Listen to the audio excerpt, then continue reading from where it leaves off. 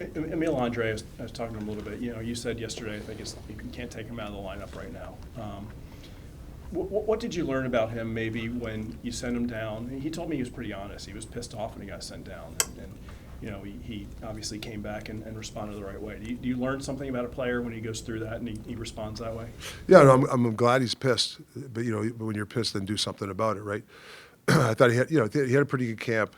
The one thing I think he's cleaned up is turnovers. That's why I think, he went down there and Snowy did a good job with him, Schultze.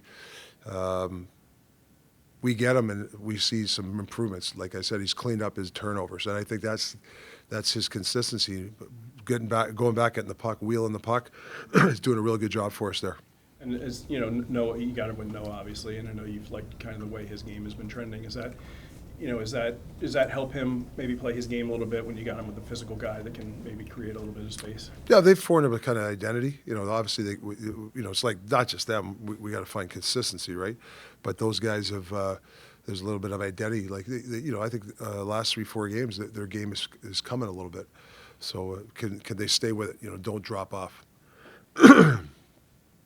Rick, I know Bernie Perron's celebration of life is on Friday for fans to go to, and I know you took your team to the funeral service. Just why was it important to get the entire group there to kind of pay their respects to a guy that I think meant a lot to a lot of people? Yeah, I just think history's big with me, and the young players maybe don't know a little bit about Bernie, so I think it's important that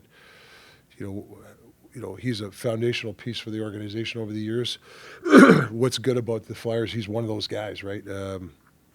So I think you pay respects to the team, and the guys have, the guys have kind of learned a little bit of him too. Some guys that didn't know much about Bernie, they've kind of asked questions about him. So I think that's really, it helps kind of the legacy of Bernie. Sean and Travis Konechny were pretty impressed that he was French Canadian, but he stayed around here his whole. Yeah. Did that tell you how much he was a part of the Flyers family? That this became home. Yeah, I mean he lived down on the shore. Everybody knew him. I know a couple of my buddies live in. What am I talking? Avalon. Sorry, that's where so they live in Avalon. They'd see Bernie on his boat or walking around. So he was just he's part of the fabric of the shore down there too. So he was an accessible guy. It'll be pretty neat that fans get a chance now to celebrate his life. I think it's pretty cool that they're getting everyone together. I think Clarkie's coming, a bunch of the alumni, so I think it's going to be a great thing, and it's good for our players to see that the legacy of all these great players.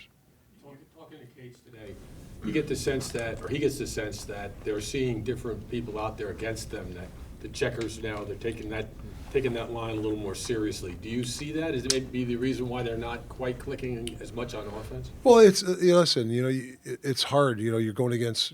I've used them against the best players of the team quite a lot this year, and it's hard. Sometimes maybe I can help them a little bit. Maybe switch up the hard matchups once in a while, give them a different look. But it's hard to be that. You got to be cautious. Not cautious, but you're always going against the best players. You're going McDavid one night, Scheifele, and you can't be sleeping against those guys.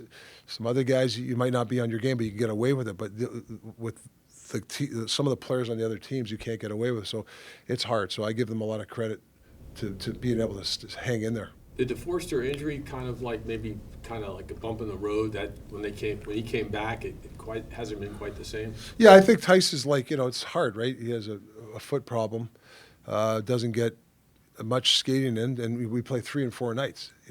That's hard. So you just want to give a little different look. We try to give a little different look on the other line.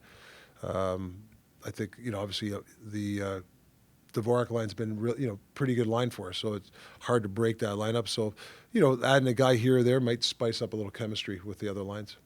Did you get done what you wanted to accomplish with these 2 long practices yesterday and Yeah, I think the themes this week we're too passive and backing up, and I thought today we had a neutral zone drill was probably our best practice for the D, basically breaking up plays. So Todd did a video today, and then the other day we talked about supporting the puck and stuff. We had a drill for that. So lucky we had 3-4 days to work on this stuff. It's not on the fly. Sometimes when you're playing 3 and 4 and then you have to play another game, it's hard to correct mistakes on the fly, right? But now we have 2 days of practice, 2 really good video sessions. You know, I'd be shocked if we don't play. You know, I'm not saying I don't know if we're going to win or not, but I'd be shocked if we don't have a good game tomorrow because I thought the guys bought in this week of what we want from them. In Yep. regards to Cam York, he's been playing a lot of heavier minutes Yeah. lately. You've coached some really good young defensemen. From your perspective, what signs do you look for that a young defenseman is ready to take on more of those responsibilities, and how has Cam kind of shown you that since you've been here? Yeah, wanting the puck. Like, I think when you'll see a regression with the young guys is, you know, it's hard to play consistently, you know, heavy minutes against the top team. You'll see a little regression where they're not jumping up in the play as much. They're not supporting the puck. So we got to be careful of that because we're conscious if we're overplaying some of those guys. Like, we got to be careful now. Like, you know, we're in that range. We've had some days off, so we're going into 4 and 6. So we're going to have to really use the bench and get some guys in there. So I think for me, like, Cam's done a nice job this year of, I think he's defended well and stuff like that. But we got to be careful because when you start overplaying guys, then what do? They back off. They're not as aggressive. They're not calling for the puck as much because they're a little bit tired, so mentally tired. So that's something I always look for. Where if a guy's regress, is it too much ice time? Is it you know, not enough information or whatever it is? You have to find a solution when you see a guy regress. How much are you expecting a better start from your team, just given the gap of 4 days, and all the work you guys have put in? Yeah, I you know, this is maturity, right? This is where you're looking for, you know, you're not going to be perfect for 82 games, but there's learning lessons. You know, we've talked about starting on time. We've talked about, you know, maybe I'll change my meetings a little bit. Maybe more, you know, business-like meetings now, maybe. Sometimes you got to back off. So there's a lot of things I got to help out, too. It falls on me. But, you know, we've had 4 days here off.